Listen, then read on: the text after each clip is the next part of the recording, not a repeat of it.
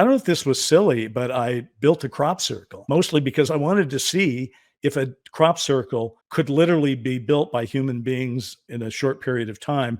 With us today is Mr. Bryce Zabel. Bryce, thank you so much for being on the show today. I got to ask, how are you? I'm good. I will tell you, I'm having a knee replacement in a week or in a month, so I'm not happy about that. I was training for a 10K here in my hometown and blew out a knee, so that's bad. But otherwise, I'm very good. Things are exciting. There's news being made all the time, and I'm right in the thick of it, so I enjoy it. My life is good. I like how you balanced the optimism with the detrimental news. You know what? Like, that's a skill that not many people have. Well, this is what life presents you, and you sort of get to a place where you go, well, there's virtually nothing I can do about this. I mean, I've had people look, I mean, also science is science. So these days, the science is they look at an MRI of your body part and go, oh, well, looks like you're going to have to do this. And what are you going to argue with them and say, in my experience interpreting MRIs, doctor, I believe, you're not going to do that. So, you go with the flow. And actually, the truth is, I know I'm going to be laid up for a couple of months, and I'm looking forward to watching a lot of movies about aliens because that'll give me a chance to, watch for the first time or a second time, most of them. And I am writing a book about that area right now, so that'll be good. It'll be a research break. I like it. And there's your spin for optimism. Yeah. There you go. Yeah. And very quickly, because we have a lot to cover in a short period of time, before we get into our questions, can you just give people a background on who you are? Because between you and me, you have a very extensive background. Who are you? Who's Bryce Zabel? I have a lot of credits, but I have so many credits that my agents for years have been saying, don't put all your credits out there. People think you're old. Well, I am old, I guess, but I have a lot of credits. Here's what I would say professionally. My first career was as a TV journalist. I started in Oregon as an anchor and a reporter. Then I went to Arizona doing the same. And then the big break for me was I got hired to be the first on camera, on air CNN correspondent here in Los Angeles, which was, pretty wild and pretty fun. Nobody had ever seen CNN before. So it was kind of interesting to do that. And I enjoyed it. And I became an investigative TV reporter for a PBS station. So all of that is kind of world one for me. And it was fascinating because I always say it teaches you a lot about human nature, because most of the time as a reporter, when you're interviewing someone, it's quite commonly the worst day of their life or the best day of their life. And it's kind of interesting to see those highs and sort of, intuit what people are all about from that. And I've enjoyed that. My second career was in Hollywood, making television shows and movies, still doing that. And sort of a callback to my past has been working more openly on the TV, on the UFO topic with the Need to Know podcast with my partner on that, Ross Coulthard. And I've had a lot of chance to be involved in UFOs over the years. There's a lot of details in that, but in essence, that's who I am. I'm a guy that has started in news, has a foot right now in television and film and podcasting, and I guess I'm what they call a subject matter expert these days. But you know what? I'd have to say to you, I was just looking at your YouTube channel, Christina, all the topics that you have talked about, and I thought, I'm not sure I'm an expert on any of this stuff. Half of it, I might be qualified to ask the questions, but I certainly wouldn't be qualified to answer all of them. So my hat is off to you. Commendations, girl. I mean, that's a lot of quality work and well done. Oh, thank you. Like, that's all I can say. But I'm blushing. If I wasn't wearing foundation, my face would be the color of a tomato, and maybe the shape as well. But something that I'd like to talk to you about, because your background really is in news and in media. You've created TV shows, you've been a part of movies. And so one thing that I'd love to talk to you about is obviously the Twilight Zone. I grew up being a Twilight Zone fanatic. That's what really got me into the topic of aliens and UFOs at a very young age. And in your childhood, you were a big Rod Serling fan. Yeah. But out of all the people, all the role models, all the storytellers, why was he your go-to as an idol and inspiration? You know what's so interesting about the Twilight Zone? It works so well. There have been 4 versions of it, and the only one that really works across the board of all of them, and these are very talented, qualified people that have tried to reboot it. The first one is the best. You know, listen, here's what I remember. I was told you can't stay up that late and you can't watch the Twilight Zone, of course. So I would sneak down the stairs when it was on and sort of look over the banister and see what was going on, and it was crazy. And I will say, I did kind of have a fixation about Rod Serling. I remember covering a Twilight Zone retrospective for ABC back in, I think it was the 80s. And I did it on the Twilight Zone just so I could get my hands on all the Twilight Zone episodes and hire a Rod Serling impersonator to do it. And that was so much fun. But I will say this, one of my favorite credits of all is that when I was the TV Academy CEO, I was the first writer to be elected to that position since Rod Serling. What an And, honor. you know, I don't know if it's an honor or a quirk of fate, but it just makes me feel good because, first of all, the guy was a writer at a time when they didn't always want writers to expound on tough issues like Rod Serling did through the prism of science fiction. And he did it anyway. He figured out how to do it. A brilliant writer. He died too soon, obviously.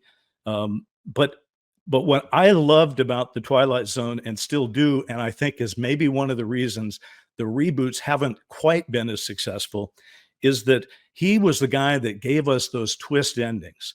So, no matter what you thought was going on, it pivoted and did something else at the end. And I just loved that. I thought it was creative. I thought it was wonderful. And, there have been lots of people that have competed with the Twilight Zone over the years, starting with the Outer Limits, going forward to a number of shows. Even Black Mirror right now is kind of a Twilight Zone-esque kind of show. But what was great about it is the audience wasn't ready for it. You'd be ready for it right now.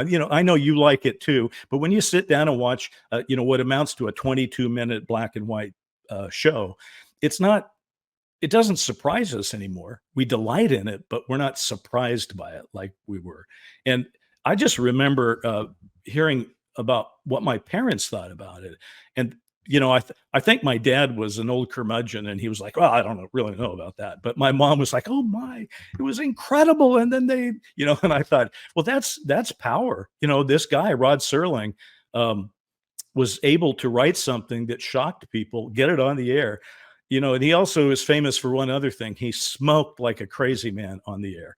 Back when you could still smoke on the air. And that's what, that black suit with the skinny tie, he kind of looked like a man in black. And I'd say a good 50% of the Twilight Zone episodes do deal with aliens.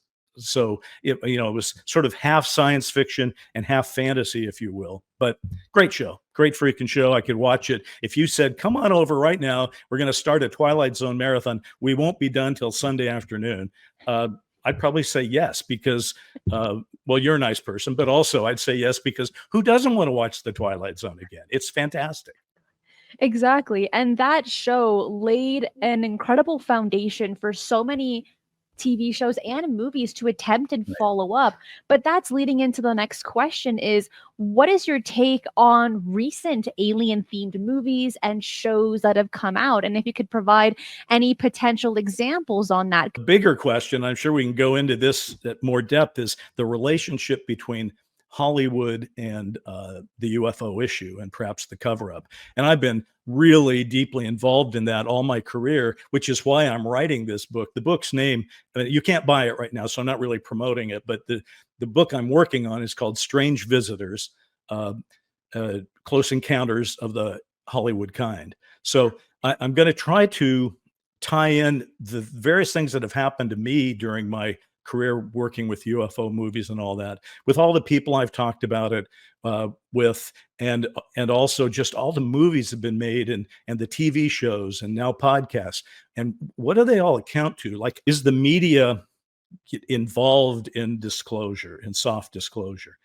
And honestly, as I think about it, I think it's actually the opposite. I think the media is complicit in opposing disclosure because they covered the legitimate story so poorly because they've bought whole hog into the denial and ridicule aspect of sort of the cover up, what's behind the cover up. And so the media, if you're talking journalistic media, okay, the journalistic media isn't out there to break the disclosure story, because if they were, after 77 years since Roswell, they would have already broken it. They have no inclination to break it. In fact, when the report came out last month about all the reports that had been done by the government about UFOs, and they concluded nothing to see here, and it's all there's no plan that it's extraterrestrial or whatever.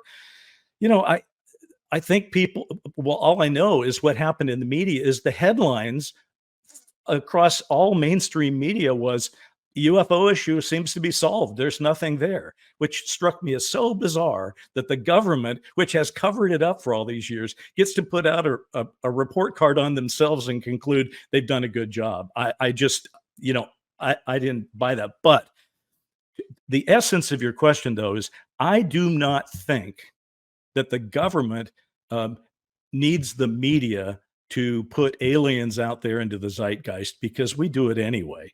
I mean, writers like myself, screenwriters, we love to write about aliens. We love us a good ET story. And we also know that they're good for conflict, because then you can have the bad guy, if you will. The aliens come and maybe they blow up the White House or whatever, but there's conflict, which is what every writer has beat into them. You have to have conflict. And I don't think we have that. Now, having said all that, that I'm a skeptic about an overarching policy to use the media that the media is complicit in, and the fact that I don't see that particularly at this point because it's unnecessary, I will say this. There have been many instances throughout the years, going back to 1950 with a movie called The Flying Saucer, where the military or the intelligence agencies have been involved in, giving, advice or whatever to filmmakers. And I know this will come up anyway, so I might as well say it. During the production of Dark Skies back in the 90s, I was approached literally, and I'm not going to give the details here again because I don't want to use up our entire program. So the short version, I was approached in this same house where I live now, out there at my barbecue at the premiere party for Dark Skies. So there were 200 people at my house and in my backyard, all the crew, the network people from NBC, the studio people from Columbia TV, casting crew and friends of the show. All of us were there. And I knew all of them because I was the showrunner. So we all gave ourselves these little magic badges, MAJIC, for Majestic 12, that were part of the Dark Skies show. Dark Skies took place at Majestic 12. That was our, home base environment. So everybody had one of these. And then one of the producers comes up and says, "Bryce, you got to go talk to this guy. You got to see this guy." So I go over to where this guy's standing at my barbecue. He's about 30 years old. He's got a blue blazer on and kind of, not dissimilar from what I've got on, but he doesn't have a badge. And I've never seen him before. And long story short, he ends up saying that he and his people have seen our show and they really like it. They think it's good, but they want to give us some assistance to help get things right. And this guy claimed that he was from ONI, the Office of Naval Intelligence. And they were impressed because the Dark Skies main characters at Majestic 12 were Navy, not Air Force. And they thought that was pretty good. And things happened after that, which I'm finally taking the time after all these years later to review what I think happened, because I know people's memories aren't great.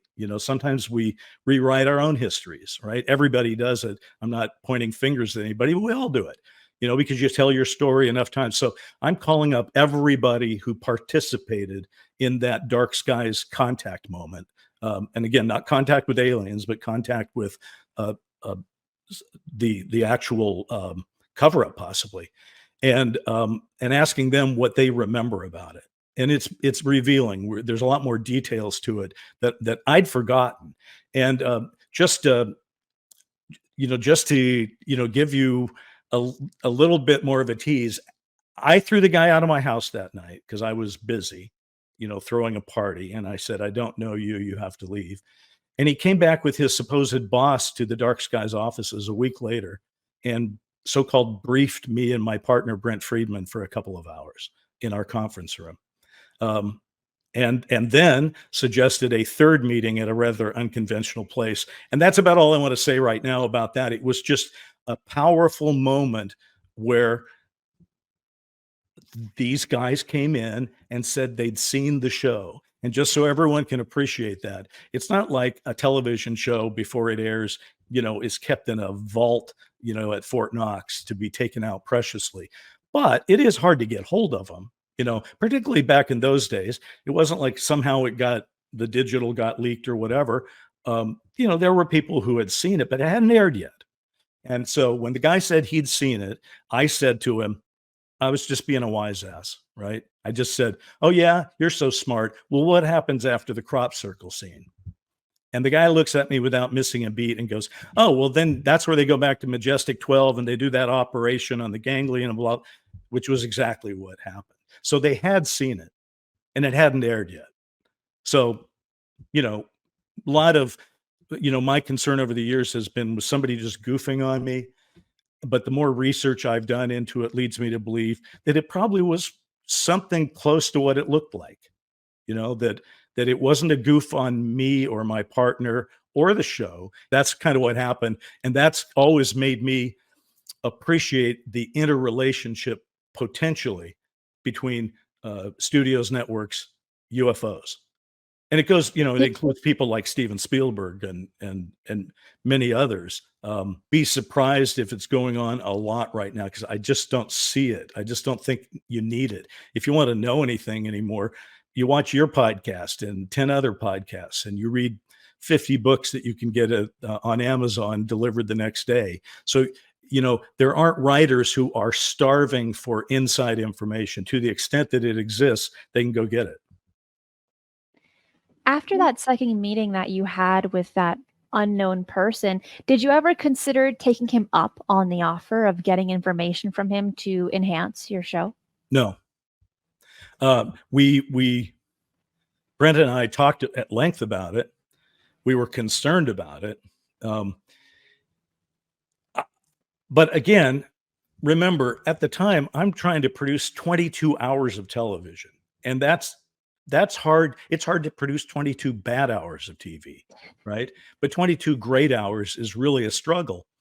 And, from my point of view at that time, looking at it only as a producer, I was thinking, NBC or Columbia TV are not the least bit interested where I get stories from, right? They just want it to work. They want an audience to follow it. And we already laid out the season, Christina. So there wasn't a lot of, what am I going to do?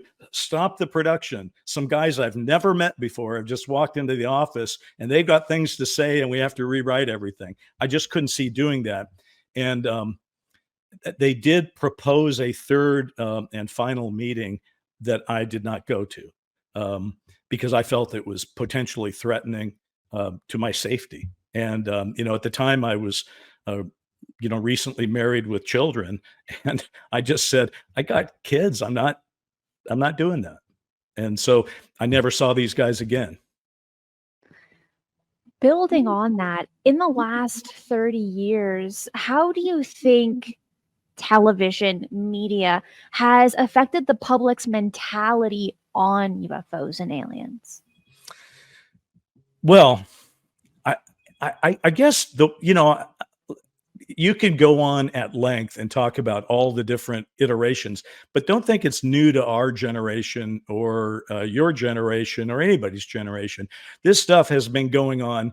Frankly, people have been talking about aliens and flying saucers and abductions and all that stuff going back to magazines from the 20s and 30s, right? So I do think, though, that it is kind of a self-reinforcing thing.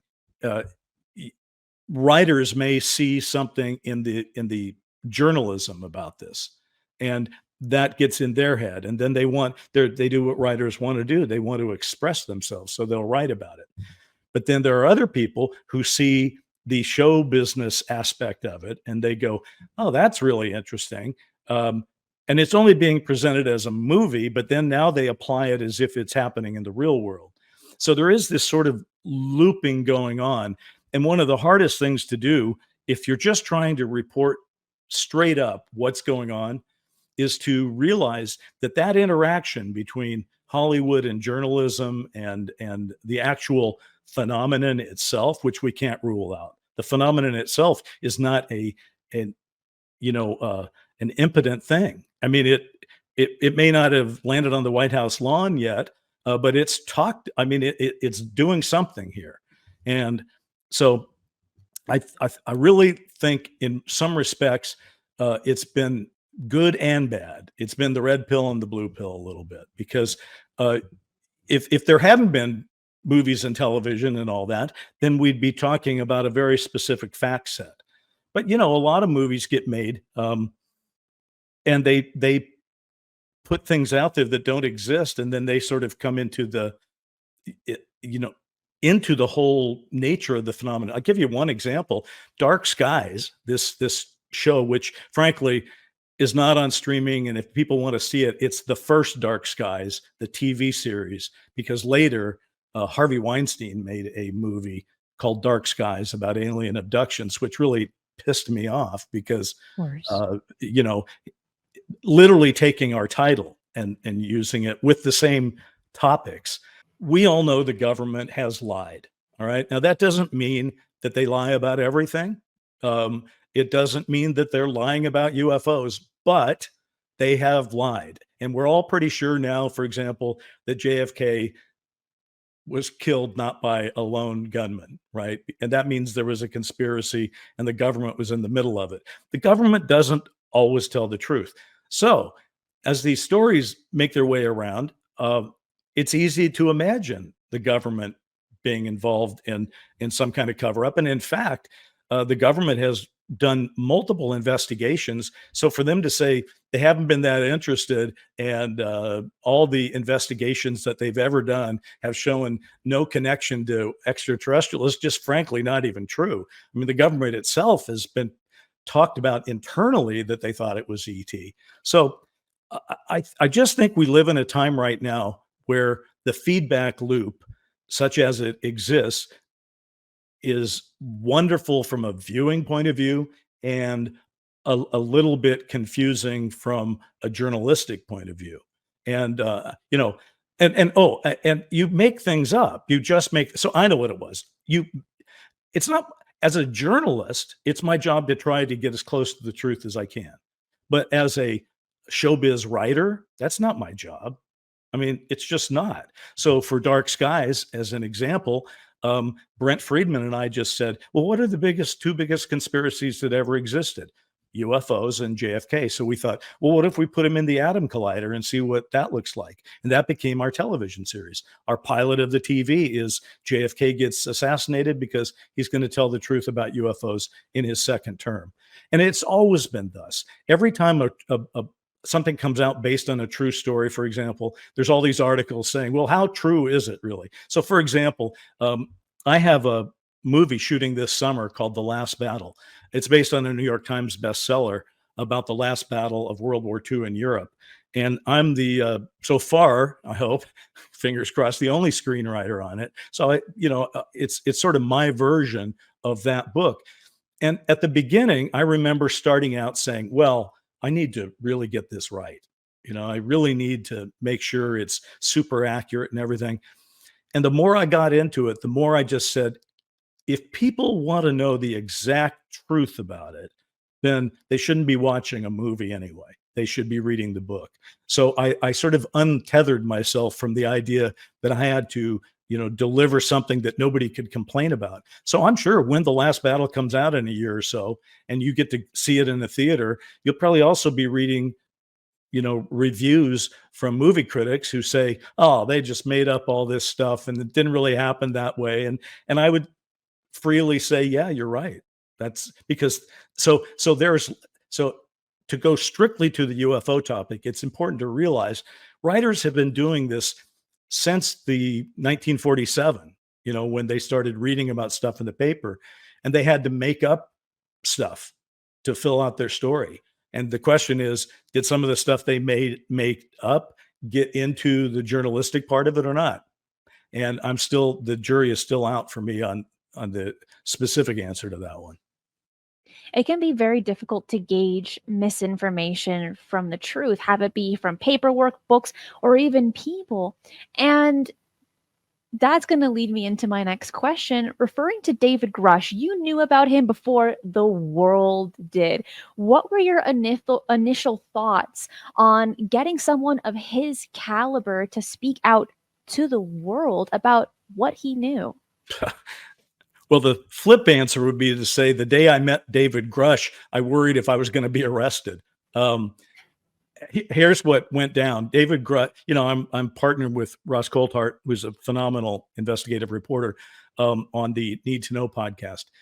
And I had known about David Grusch, but not by name, for a better part of a year, because Ross was cultivating that. And obviously, journalists have to maintain their sources, even from their podcast partners, right? So around last May, basically a year ago, Ross tells me Grusch is coming into town and they're going to record at the News Nation, some News Nation warehouse in the valley out here the next day. And so I met Grusch and Ross at a deli, which was just a stone's throw from where the Kardashians live, out in Calabasas. Didn't see any Kardashians though. And while we were talking about it with another fellow there as well, it came up that, well, I know we're supposed to record this tomorrow for News Nation, but what if we show up and they arrest David Grusch? Or what if we show up and they arrest him and us? Then there'd be no interview. What if they the Justice Department enjoins News Nation from even shooting it? Who knows? I mean, it was a big revelation what he said. So everybody was like, well, we should record something with him today, a safety copy. And then everybody looks at me like, well, you're from here. How would you get it recorded today? And of course, it's not like you snap your finger and there's a crew. So I said, well, I have a son who just directed his first feature film. So maybe, so I called up my son, Jared, and said, hey, Jared, can you come over to the house right now with your equipment and shoot an interview for me? And he said, yeah, Dad, really? I'm kind of busy. I got other things I'm doing. To which I said, I'll give you $500. To which he said, I'll be right over. Okay. So that's how I met David Grusch and spent a lot of time that day seeing him get interviewed by Ross for the practice interview, and also talking to him in between, and then seeing the whole process repeated with News Nation the next day. And I have to say, I just thought from the moment I met the guy that he's genuine, probably a patriot of high standards, and I don't think he has embellished anything. If anything, I kind of found him more willing. If you were to phrase a question that sort of is a loaded question to him, his brain would start to pull it apart and say, well, actually, you've asked two questions. This first one, no, that's not happening, but this one. And so I find him to be very honest and very credible. And it kind of breaks my heart that it hasn't kicked the door open and there haven't been 40 more whistleblowers rushing in with new information, but that day will come. That day will come. Have you kept in touch with him since? Only through Ross. I sort of feel like, it just wasn't I know he's available for other he's probably done a podcast with you, I think. Didn't you talk to him once or no? I mean, he's done a bunch of stuff. I just felt like I didn't know that it would be part of the solution for me to be talking to him when Ross had already spent so much time. I was just glad to be kind of a witness to history. I felt like that's exactly what my role was, just to bear witness. So I did it. It was cool. I'd love to see him again. I expect that I will someday. Um, and I know it's been hard. It no doubt has been very difficult to be the first whistleblower, but I will always remember that 2 months before he raised his right hand and swore to tell the whole truth and nothing but the truth, 2 months before that, he was in my home theater talking on camera, so I just feel like, history was written a little bit that day. And I also think in retrospect, with the things I'm learning now about my own situation in dark skies, I think a little bit of history got written that day too. When it comes to David Grusch, he has become one of the new faces when it comes to UFO disclosure and the UFOs, the UFO topic with the government. Everyone knows his face now. Everyone knows his name.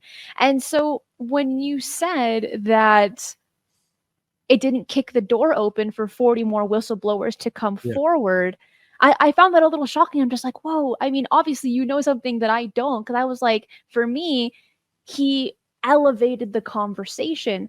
But from your perspective, do you think more whistleblowers will come forward? Do you have any sources that tell Well, you so? well, don't Because get of me Grusch? wrong, Christina. I think he did elevate the conversation. He skyrocketed in, before the world. So I have nothing but profound agreement with that strategy of his and support for him personally.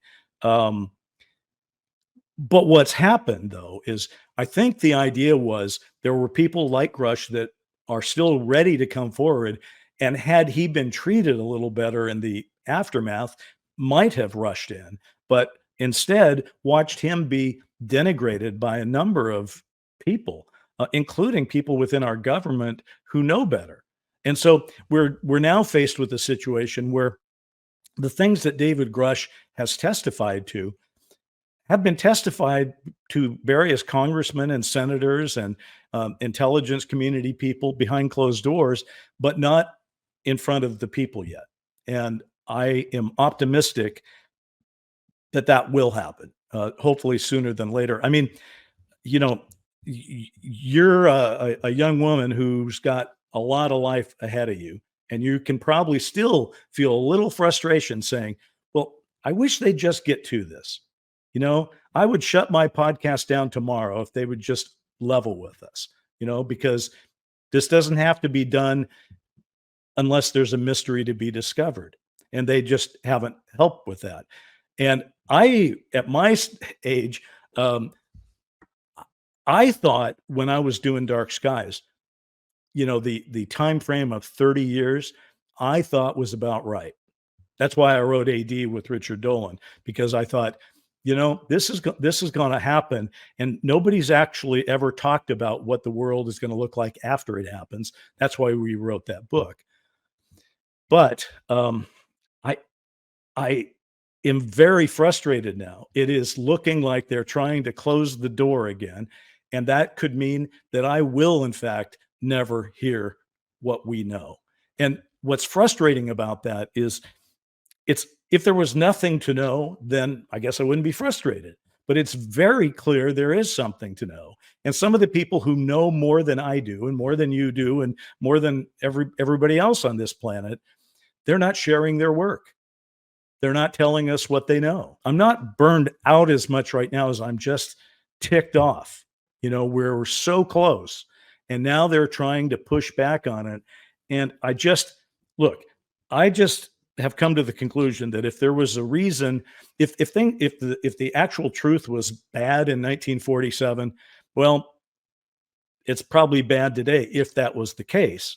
But that in 1947, after winning World War II and just getting our hands on atomic bombs and facing off against Russia, there was probably a good reason to sort of keep a lid on it for a while. But I don't think that reason exists anymore. I think we deserve to know the truth. And frankly, I look at this whole disclosure thing as a necessary component to perhaps saving ourselves. It's the ultimate Hail Mary.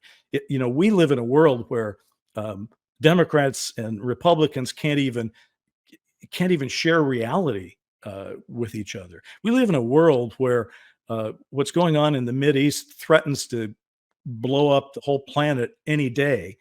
And the only thing that might save us from feeling so like we're on this team or that team or whatever, the only thing that might possibly save us, in my view, is to acknowledge that there's somebody here who's not us. And those are the guys flying around these things that aren't ours.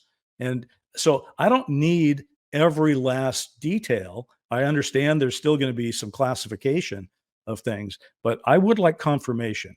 I would just like confirmation of one basic fact, that some of the things that are flying in our skies and coming around our seas are from someplace that isn't here, and they're being flown by somebody who isn't us. And that says nothing about Chinese drones or Russian drones or anything. They all exist. It's all part of pulling this apart. But there were no Chinese drones in 1947 or in the 1950s. China didn't even have an air force. So I'm just tired of people trying to pull the, just pull this terrible game with us. And I think it can't be good, and it has to end. Now, I don't know if I'm going to have a role in that. I'd be happy just to watch it right now. A lot of people are feeling what you are feeling, this level of frustration, this level of feeling burnt out as well. So knowing what you know today in 2024, what advice and or encouragement would you give yourself when exploring the UFO topic?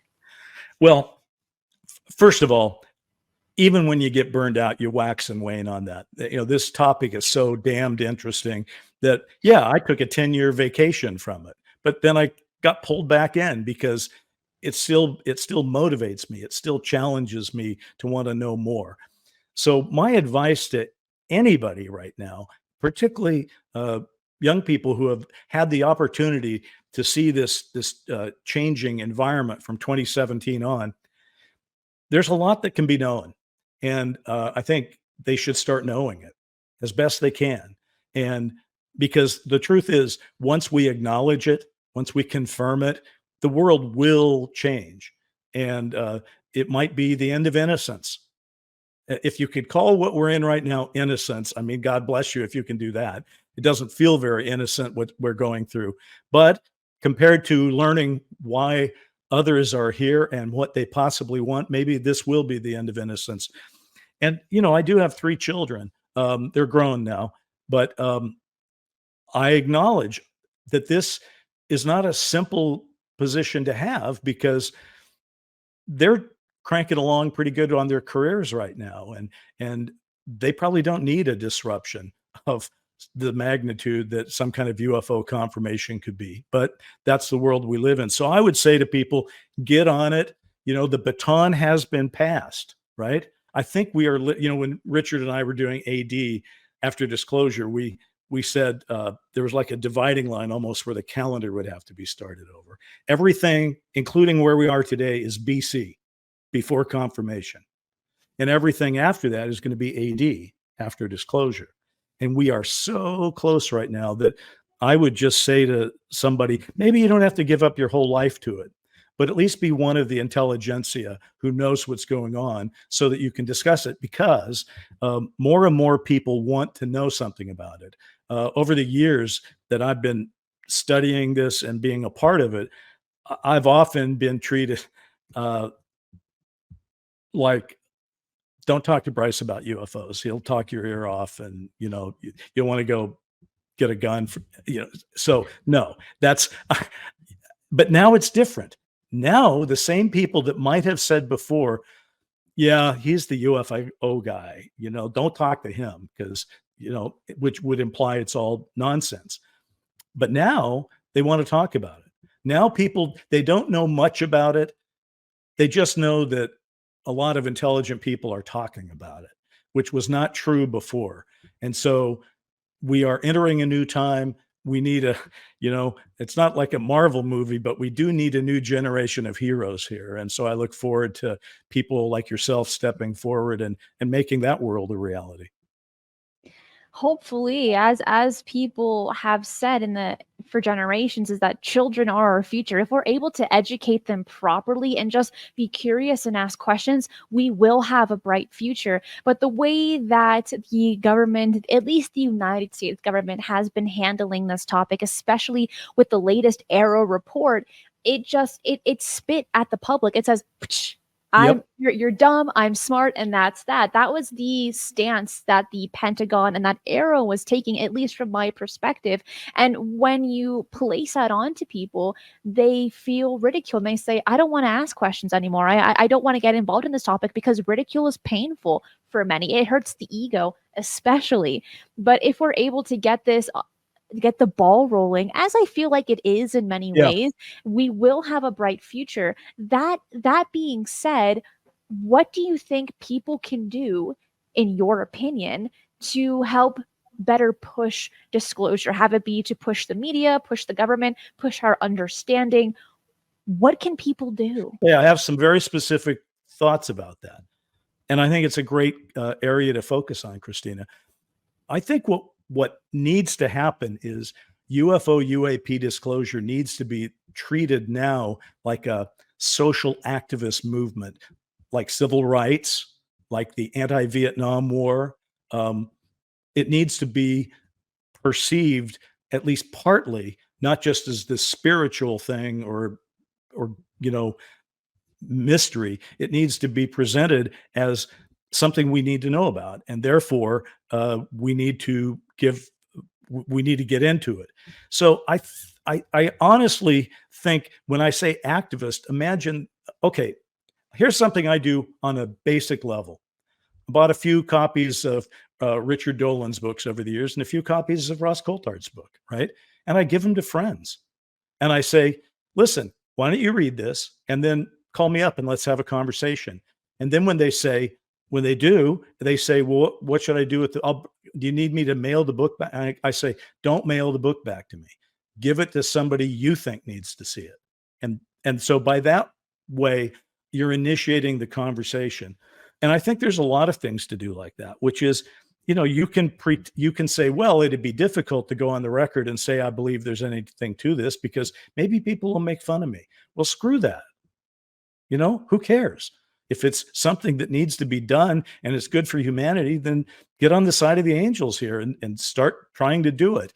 So yes, the thing what we should not do is shoot ourselves in the foot with like storm Area 51. That is not a social protest that actually helps. What you do need, though, would be if you had a social protest that went to Washington, D.C. and got a fair number of people there, that would start down the line. There's just a lot of things that we could do, and you're part of it as well. The other part is stop getting the same old people in and get some new blood in here and start talking to those people and letting those people talk about it a little more. And then, it's a shame that the presidential election is going to go on with hardly a word uttered about this topic. And so, get out, start sending emails, start sending actual handwritten letters that end up on somebody's desk and say, and send them to the media and say, if you're hosting a debate this year, I expect you to ask about this because it's a national security issue. And don't treat me like a crazy person. Ask the question and to say the same thing to the political campaigns. I was amazed when RFK Jr. for the first time was asked about UFOs about 8 months ago, and he just had an incomprehensible answer. So, I sort of scolded him on air and just said, you got to do better. I don't really know the rest of your politics, but you're blowing it on this issue. So bring your game up. We need to encourage people to bring their game up, to be counted on the record, and to do a little proselytizing, because that's how change happens. It does. And you mentioned a national security issue. In this topic, you have two camps, those that hate that and those that agree with it to get people's attention. In your point of view, do you think it's a good idea to classify the UFO phenomenon as a national security threat? Yes, absolutely. Unquestionably. I get a little fed up with people saying, "Oh, you're just pushing the threat narrative." You know, let's just look at this for a second. Based on what we know, all right, just the things that the government has admitted, there are things that fly about in the sky that interfere with our own military equipment, and not just ours, around the world. And they also show an interest in nuclear weapons. We do not know enough, or at least I do not know enough to say, well, the reason they're interested in our nuclear weapons is they want to save us from ourselves. And they're really spiritual beings that want to do. I haven't seen that evidence yet. I've heard people say that they think that's what it is because they've had encounters. But again, I didn't see the evidence for that encounter. And I'm not saying that those encounters are all wrong. I'm just saying, even if an entity told me that, I wouldn't know the entity was telling me the truth.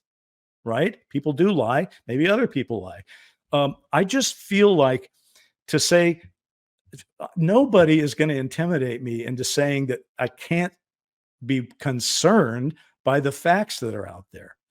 And I am concerned. Now, you could also say, well, in all this time, they've never actually done anything overtly terrible. So where's the threat? Again, I go back to what are the facts? I don't know. Apparently, there are others in our environment. Might be just one, might be 57 of them. Who knows, right? But I don't know enough about them to know what their thoughts are.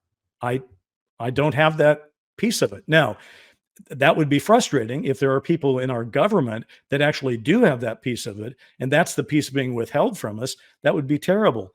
But look, like I said, I got 3 kids. I want the world that they grow up in to be safe. I want your world to be safe. I want your friends' world to be safe. So I'm not here to pick a fight. I'm not saying let's go to war with aliens. I mean, what sense would that be? I'm just saying until we know a fact that tells us who they are and what they really want, it kind of seems silly to put someone down for being part of a threat narrative if they're not actually. Nobody's arguing that they're a threat. We're just saying it might be. So I still think that's a legitimate place to be from. And I'm sorry that so many people take the idea that you're not supposed to discuss that part of it. I'm just not confident enough to say that. And I would also stop anybody who was literally just saying they're bad, they're evil, and they're here to take our planet from us. I would say, show me the money, show me something that makes me believe that. And I haven't seen it yet. So I'm about what are the facts, and until I see facts that can explain who they are and what they want, that's different. And I cannot take as a fact somebody who claims to have encountered another intelligence and knows for a fact what they want, because they can't prove it. And I know maybe it's just a human thing that I want proof, and maybe that's bad, but it's the only way I know how to react, because I am a human and that's how I think. And the biggest thing is facts don't care about your feelings. Facts, fact, that is it. You're so right. I mean, so, I just think it's time. Let's say that there's a lot of burnout going on right now. Okay. Kurt's right, maybe. And, I'm burned out. I am a bit burned out right now. But I know that will pass because it's passed before. We have some work to do. The whole planet does. And honestly, if 40 Dave Grusches came out tomorrow, it still wouldn't solve the problem, because if all they were was saying, well, I worked on this program or I did that, there'd still be a bunch of people saying, well, I want to see the craft. I want to see the evidence or whatever. There's a lot of different forms of evidence out there, and we yet have not seen a fact trail that makes it clear. But I am led to believe by multiple people who I consider to be credible people to give an account of this, that there is lots of real evidence. Okay. And we have not yet been treated in a way where we get to see it. So I do think big times are coming. Might come from the United States, might come from another country, China, Russia, might come from the Pope and the Vatican, might come from any place, might come from these others. There might be, if they've been crashing and we've been able to pick up the crashes, maybe that string of luck is going to end someday, and we'll pick up the next crash before a government does. So who knows what's going to happen? But we're in an exciting time where it appears that something is happening, and that's kind of interesting.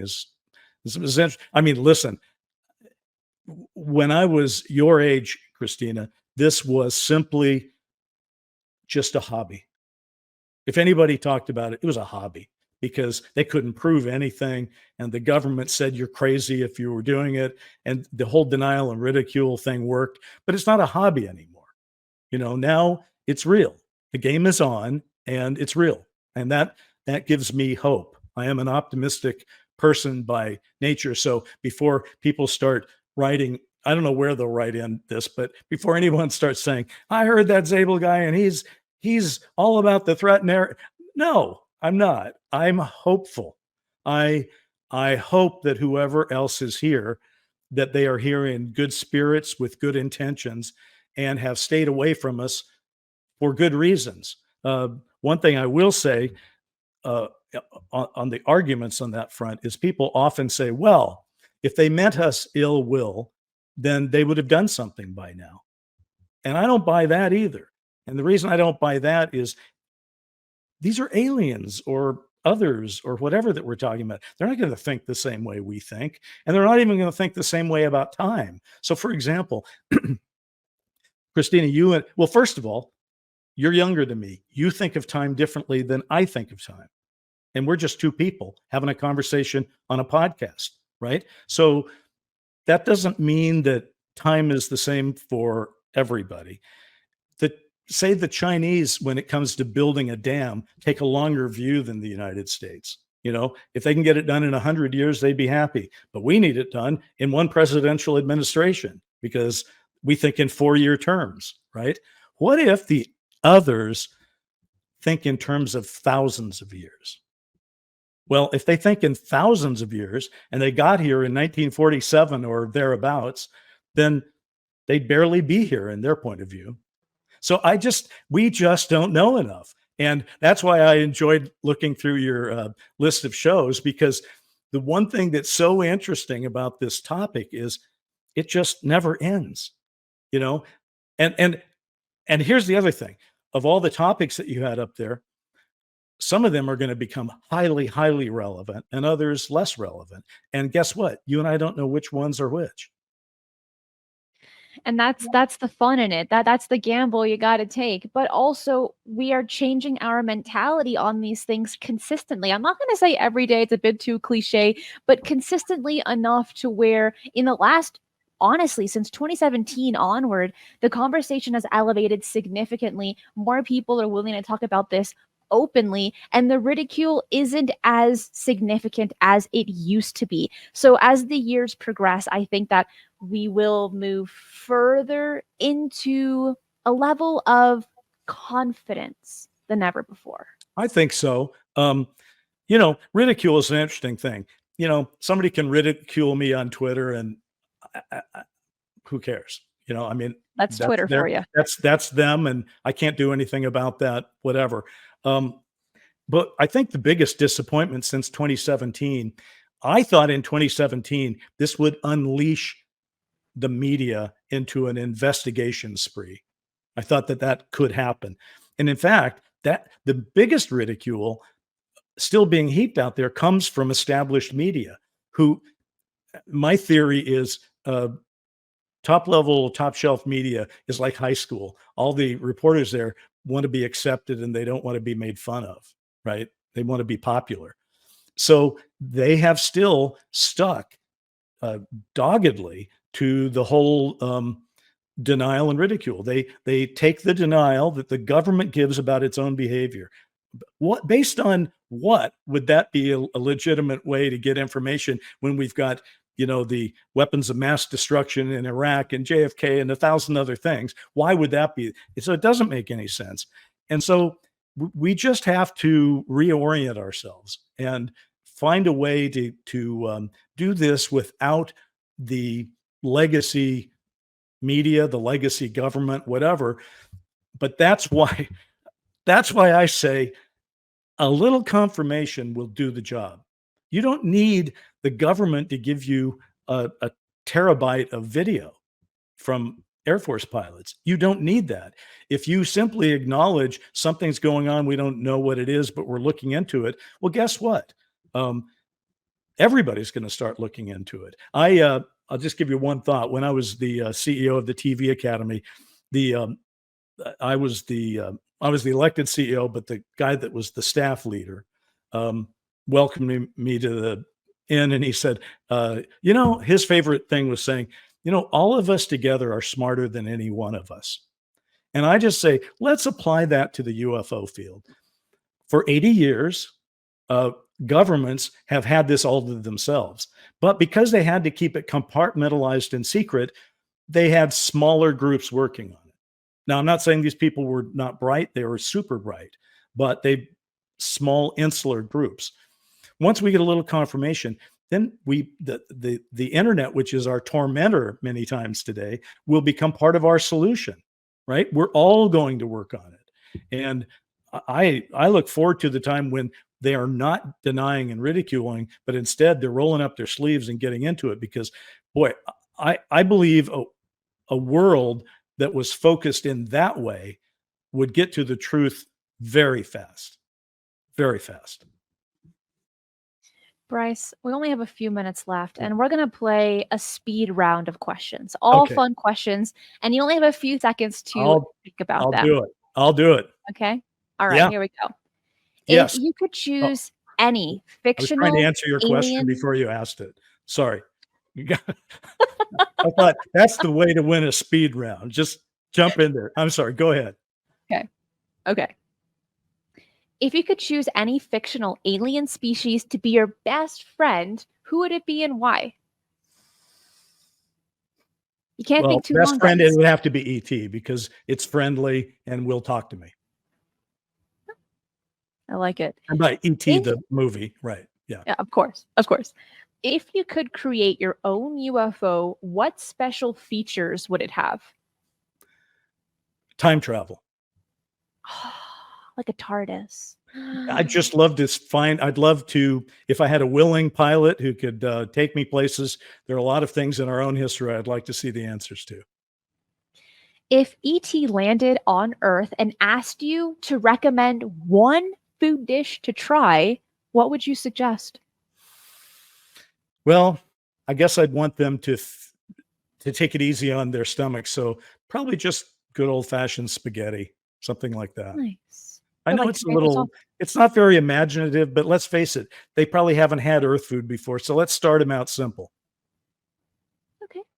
I respect that.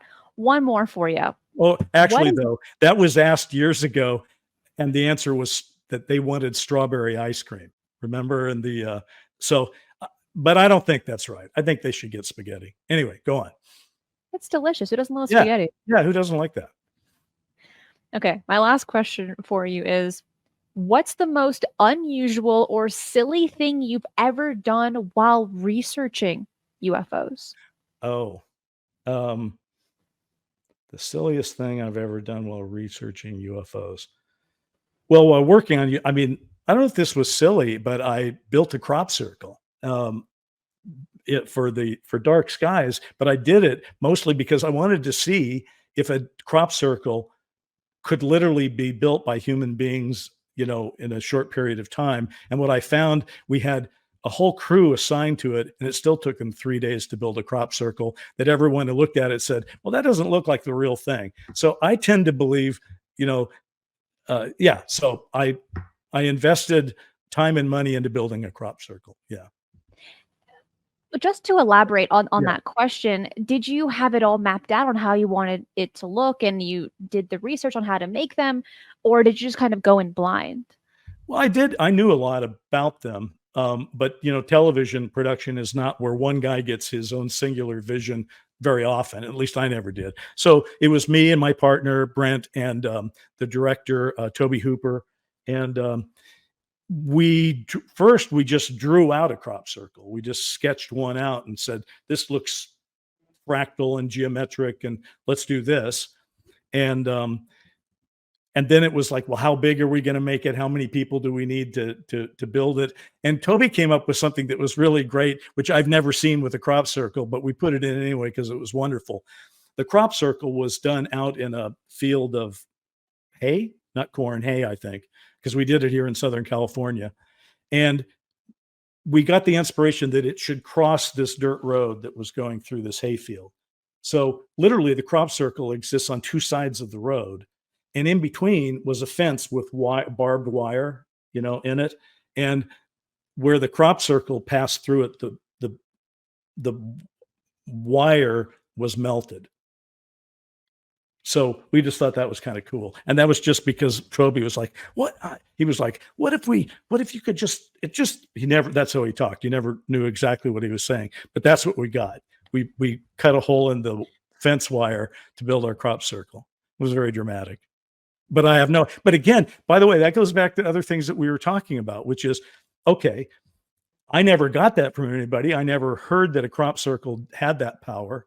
I don't think it does, but we put it in our pilot, and I don't know, you could probably find somebody around who is saying that's exactly what they do now, because that's how information gets cycled in our new age. Bryce, thank you so much for being on the show. It was such a blast. Where can people find you online to stay up to date with your work and your future projects?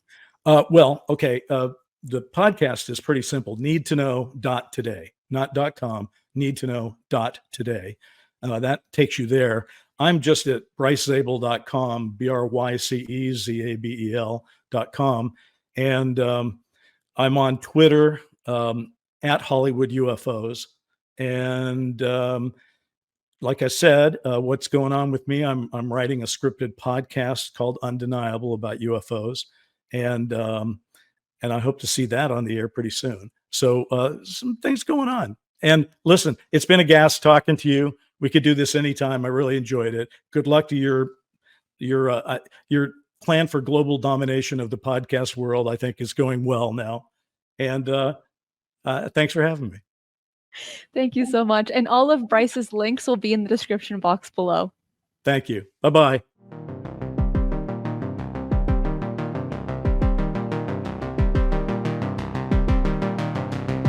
If you enjoy the strange and the mysterious, UFOs, the paranormal, and cryptids, this channel is for you. So make sure to subscribe, as I do 3 videos right here every single week, and hit that notification bell so you do not miss any of the bonus content I post right here.